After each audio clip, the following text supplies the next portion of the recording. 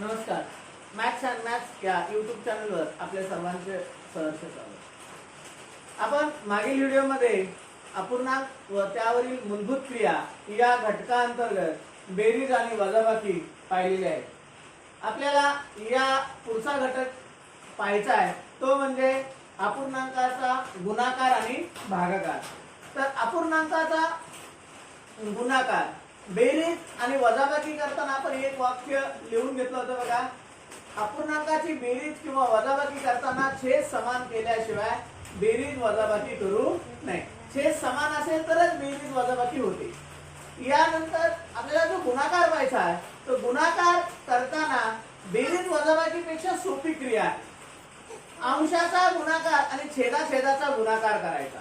पण हा गुणाकार करत असताना जर आपल्याला अति संक्षिप्त रूप देता आलं किंवा छेदानं अंशाला भाग जात असेल तर तो भाग आपण देऊ शकतो आणि जेणेकरून आपल्याला उत्तर छोटं करता येतं किंवा पटकन काढता येतं. उदाहरण पाहूया अपूर्णांकाचा गुणाकारामध्ये. अपूर्णांकाचा गुणाकार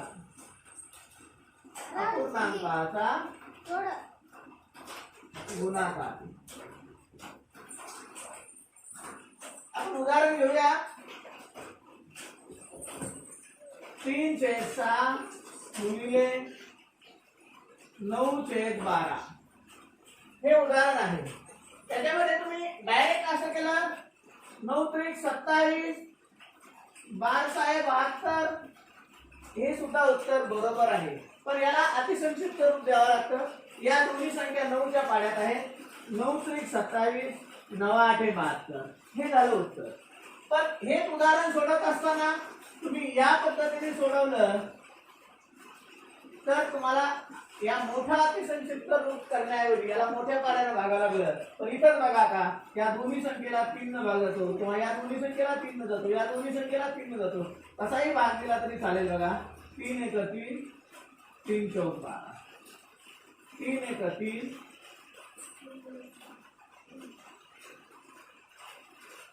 3×9 सॉरी 3×6 तर 3×1 = 3 आणि 4×8 बघा. इथं आपण 3 न भागला 3×9 = 3×4 = 12. याला आपण 3 न भागला आणि मग अंशाचा गुणाकार केला. ही स्टेप आपली कमी झाली बघा. अपूर्णांकाचा गुणाकार करणं हे पहिलं वाक्य तुम्हाला वापरलं की बेरीज आणि वजाबाकीपेक्षा सोपं आहे. फक्त एक क्रिया लक्षात ठेवायची की जर छेदानं अंशाला किंवा या दोघाला कोणत्याही एका संख्येनं किंवा या दोघांना बघा. अपूर्णांकाचा भागाकार करत असताना कसा करायचा. समजा आपल्याला इथे दिलं 8/12 गुणिले 9/20 तर बघा आता 8/12 9/20 या ठिकाणी आपल्याला असा तिरका गुणाकार किंवा भागाकार करता आला, अतिसंक्षिप्त स्वरूप देता आलं तरी देऊ शकतो आपण. 3×9 = 3×12 काय अडचण नाही. असं तिरक देता आलं तरी आपण देऊ शकतो. 4×8 4×5 आता तुम्हाला असं देता आलं तरी देऊ शकता. बघा असं चालतं, असं चालतं आणि असं पण चालतं.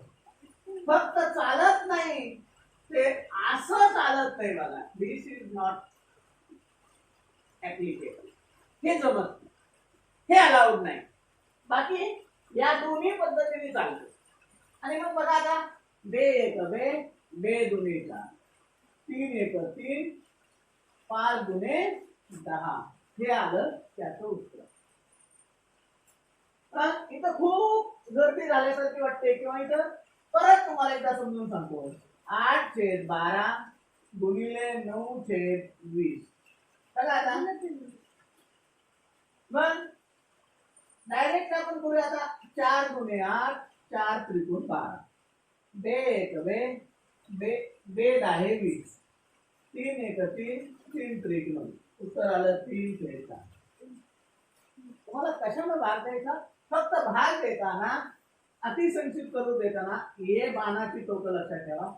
ह्या दोन्ही पद्धतीने चालतं, या दोन्ही पद्धतीने चालतं.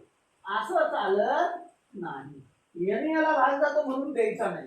इथं 12 आणि 20 4 वाढायचे म्हणून भाग द्यायचा नाही. फक्त असं आणि गुणिलेच्या चिन्हामध्ये चालतं. त्यानंतर आपल्याला पाहायचंय आणखीन एखादं उदाहरण घेऊया गुणाकारासाठी आपण. तर बघा अपूर्णांकाचा गुणाकार.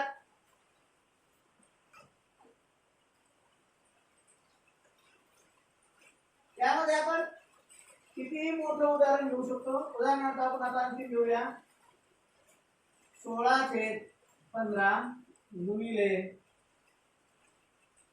30/48 गुणिले 7/21 गुणिले 42/35 हा गुणाकार आहे. मग या गुणाकारामध्ये तुम्ही इथून डायरेक्ट इथं भाग देत असला तरी देऊ शकता. या दोन संख्याला भाग जातो तरी देऊ शकता. या दोन संख्याला भाग जातो तरी देऊ शकता. या दोन संख्याला भाग जातो. फक्त वर या पद्धतीने लक्षात ठेवायचं आणि सरळ. मग सरळ कसंही चालतं. येणे याला चालतंय, येणे याला चालतंय, येणे याला चालतंय, येणे याला चालतंय. मग बघा आता कशा कशाने भागले. हे बघा 15च्या पाड्यातले 15 1 15 15 2 3. हे बघा 7च्या पाड्यातलं 7 1 7 7 5 35. हे 42 आणि 48 21. हे बघा 16 1 16 16 2 16 16 2 32 16 3 48. परत 21 1 21 21 2 42. हे तर पाड्यातले झालेत बघा. आता मग काय काय करायचं वर 2 1 2 2 1 2 2 2 4 3 1 3 3 5 15. एवढा मोठा आपल्या समोर गुणाकार होता. म्हणजे तो उत्तर म्हणजे थोडं छोटं निघलेलं आहे. किंवा आपल्याला अतिसंक्षिप्त रूप दिल्यानंतर गुणाकार करायची जास्त मोठी आवश्यकता पडत नाही. त्यानंतर पाहायचं आपल्याला अपूर्णांकाचा भागाकार. अपूर्णांकाचा भागाकार. ज्याला अपूर्णांकाचा गुणाकार समजला त्याला भागाकार समजायला काहीच वेळ लागणार नाही. मग अपूर्णांकाचा भागाकार कसा. तर गुणाकार करायची क्रिया जी आहे तीच आहे. फक्त एकच स्टेप त्याच्यामध्ये वाढते. ती एक स्टेप, त्या स्टेपला काय म्हणायचं ते आपण पाहून घेऊया आधी. अपूर्णांकाचा भागाकार.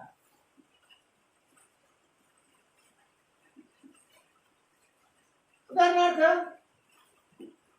3/6 भागिले 12/8 हा भागाकार आहे आपल्यासाठी. आणि आपल्याला अपूर्णांकाचा भागाकार करताना फक्त एकच स्टेप वाढते असं मी तुम्हाला म्हटलं की ज्याला गुणाकार येतो त्याला भागाकार येतो. बघा हा भागाकार आहे. आपण व्यस्त संख्या शिकलो की ज्या दोन संख्यांचा गुणाकार 1 येतो त्या संख्याला व्यस्त संख्या म्हणतात. उदाहरणार्थ 2/5 याची गुणाकार व्यस्त किंवा व्यस्त संख्या 5/2. मग याचा गुणाकार केला 1 आला. तर हे गुणाकार व्यस्त किंवा व्यस्त संख्या कशाला म्हणायचं. छेदाचा अंश करायचा, अंशाचा छेद करायचा. तेवढं एक याला म्हणायचं गुणाकार व्यस्त करून. गुणाकार व्यस्त करून. आणि एकदा का गुणाकार व्यस्त केला तर बघा 3/6 गुणिले 8/12. आता डायरेक्ट आपण भागाकाराचं चिन्ह उडवून टाकलं. भागाकाराचं चिन्हच गायब झालं. आता करायचं आहे गुणाकार. गुणाकार आपण शिकलेलो आहे. कसा शिकलो तर मागताच पाहिलं आपण की छेदानं अंशाला, अंशानं छेदाला भाग जात असला द्यायचा. एका संख्येने दोघाला भाग जात असला द्यायचा. या संख्येने याला भाग जात असला द्यायचा आहे किंवा या संख्येने याला भाग जात असला द्यायचा किंवा या दोघीला एकाला भाग जायचा असला द्यायचा. तर आपण असा तिरका भाग देऊ बघा. 2/6 2/4. आता बघा सरळ सरळ देऊ. 4 1 4 4 त्रिकोण 12. परत तिरका देऊ बरं. 3 1 3 3 1 3. उत्तर येणार 1 1 1 आणि 3 1 3 1/3. हे आलं उत्तर. फक्त एवढी गोष्ट भागाकार करताना लक्षात ठेवायची. गुणाकार व्यस्त करून म्हणजे याचा छेद आहे तो अंश करायचा, अंश आहे तो छेद करायचा आणि आपण डायरेक्ट गुणाकारच करायचा. यानंतर पुढचं आपल्याला पाहिजे बघा उदाहरण. आपण पुढचं पाहूया. अपूर्णांकाच्या भागाकारामध्ये आपण तीन संख्या घेऊन 4 संख्या घेऊन सुद्धा भागाकार करू शकतो. तर पाहूया आपण आता 9/27 भागिले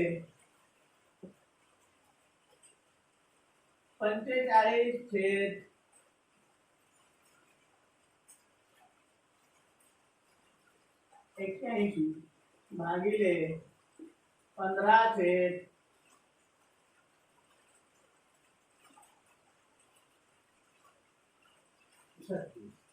आता ह्या संख्या मी मनानं म्हणजे ज्या भाग जातील अशा पाड्यातले घेण्याचा प्रयत्न केला. कोणत्याही संख्या घेतल्या तर काय होईल, फार तर फार भाग जाणार नाही, पॉइंट मध्ये जास्त उत्तर येईल किंवा छेद अंश मोठा होईल, पण भागाकार होईल, गुणाकार होईल, चुकणार नाही. पण बघा आता आपल्याला दोन ठिकाणी भागाकार आहे किंवा याच्यामध्ये पदावली सुद्धा तयार करता येईल आपल्याला. आता आपण बेरीज शिकलो, वजाबाकी शिकलो, गुणाकार शिकलो, भागाकार शिकलो, त्यांची परत पदावली तयार कशी करायची त्याचं पण आपण उदाहरण पाहूया. तर बघा आता आपल्याला काय करायचं, गुणाकार व्यस्त करून, हा शब्द लक्षात ठेवा, गुणाकार व्यस्त करून. गुणाकार व्यस्त करणे म्हणजे समोरच्या अपूर्णांकाचं खाली डोकं आणि वर पाय करायचे. खाली डोके वर पाय. छेद आहे तो अंश करायचा, अंश आहे तो छेद करायचा. मग 9/27 गुणिले 81/45 भाग जातोय बघा. कशानं भाग जातो, तर या दोन्ही संख्या 9च्या पाड्यात आहेत, या पण 9च्या पाड्यात आहेत, या दोन्ही 27च्या पाड्यात आहे, या 9च्या पाड्यात आहेत. पाहूया आपण आधी 27 ने भागू. 27 × 27 27 9 × 1 9 9 × 5 45. आता काय झालं, उत्तर आलं 3 × 1 3 आणि 5 × 1 5. याला परत भागिले 15/36. याला इथं डायरेक्ट गुणिले केलं असतं तरी उत्तर बरोबरच आलं असतं. याला इथंच गुणिले केलं असतं तरी उत्तर, आपण स्टेप वाढवायची काही गरज नाही, त्याला आपण तिथंच गुणिले करून घेऊ शकतो. म्हणजे आपल्याला एक स्टेप वाढणार नाही. बघा, गुणिले 36/15 आणि मग आता परत भाग जातो बघा. 3 × 1 3 3 × 5 15 आणि आता मात्र कशानं भाग जातो का, नाही, या 5 न 36 ला भाग जात नाही, या 5 नही 36 ला भाग जात नाही. पण काय करायचं, 36 × 1 36 आणि 5 × 5 25. हे आलं उत्तर. हे उत्तर त्याच्यात दिलेलं नसलं तर पूर्णांक अपूर्णांक 25 × 1 25 आणि 36 मधून 25 वजा केले, खाली 11 राहिले, 1.11/25 हे उत्तर असेल. हे नसेल तर दशांश अपूर्णांकातलं उत्तर असणार आहे. मग तुमच्या लक्षात आलं असं की बेरीज वजाबाकी करण्यासाठी छेद समान करावे लागतात. छेद समान केल्याशिवाय बेरीज वजाबाकी होत नाही. पण गुणाकार भागाकार करत असताना बेरीज वजाबाकी पेक्षा सुद्धा सोपा आहे. अंशांशाचा गुणाकार करायचा, छेदाछेदाचा गुणाकार करायचा.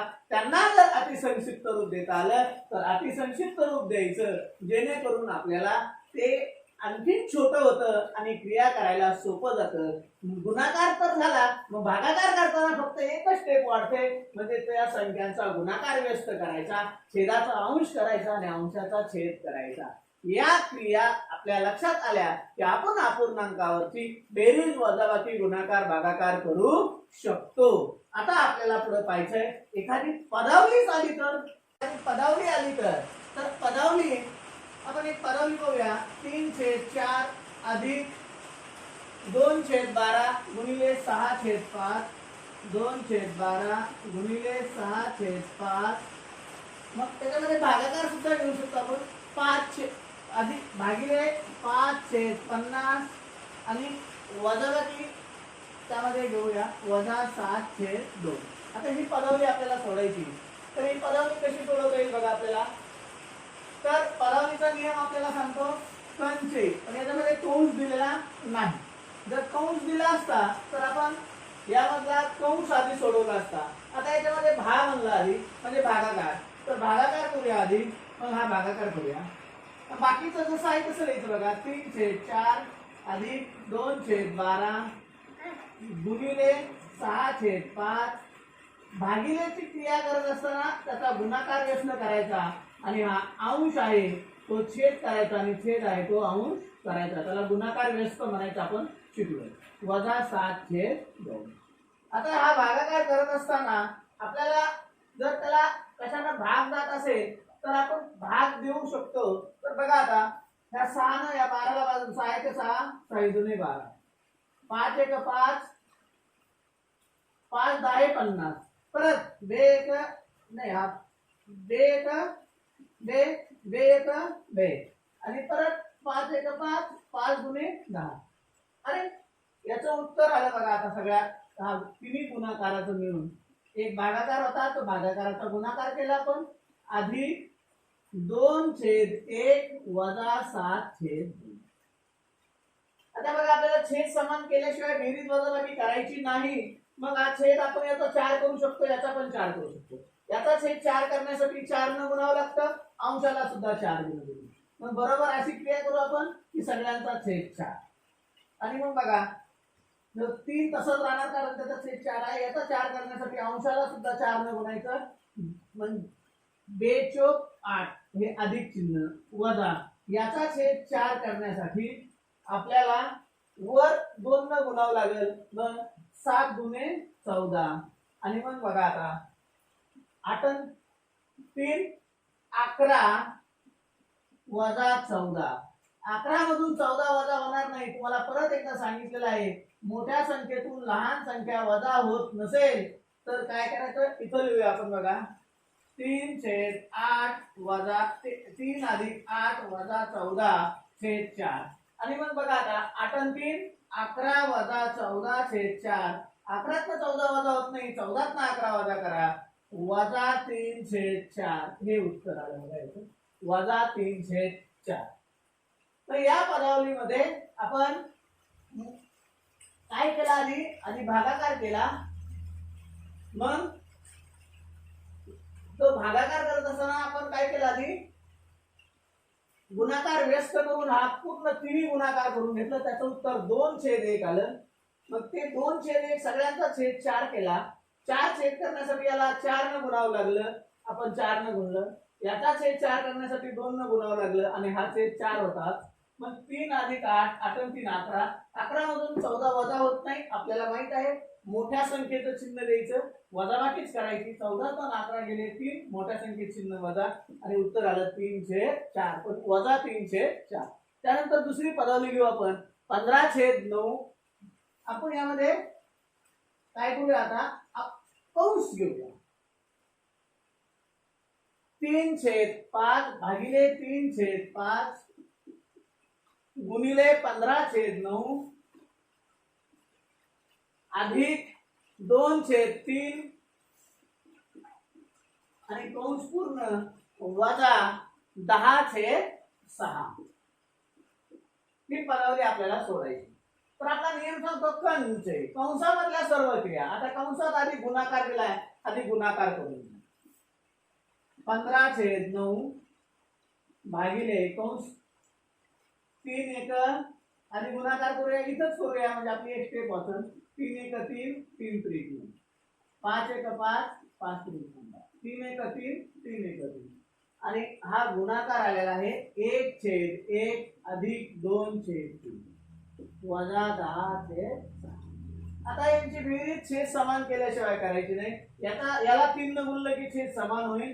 मग 15/9 भागिले आता बघा 3 1 3 आणि 3 1 3 अधिक 2 वजा 10/6 आणि मग बघा आता 5/3 उत्तर येईल 15/9 भागिले 5/3 वजा 10/6. आता आपल्याला परत भागाकार करायचा आहे पण भागाकाराचा नियम सांगतो की गुणाकार व्यस्त करा आणि गुणाकार व्यस्त करायचा म्हणजे आपल्याला या ठिकाणी छेदाचा अंश करायचा आणि अंशाचा छेद करायचा. तर तो आपण या ठिकाणी ती पदावली परत अलीकडच्या बाजूला लिहून घेऊ. त्या ठिकाणी आपल्याला जागा पुरणार नाहीये.